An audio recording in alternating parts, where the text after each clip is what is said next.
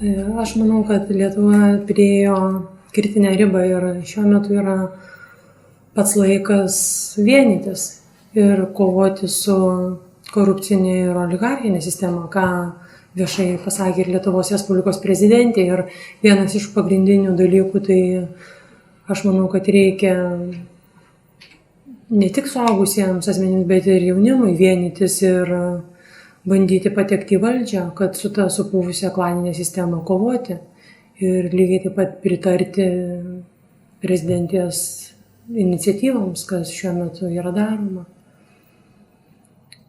Iš Lietuvos išvyko apie 1 milijoną žmonių, tai nedaug trūksta, kad Lietuvos išvis nebeliktų. Manau, ir šiuo metu be Lietuvos oro mažai kas jau čia belikę.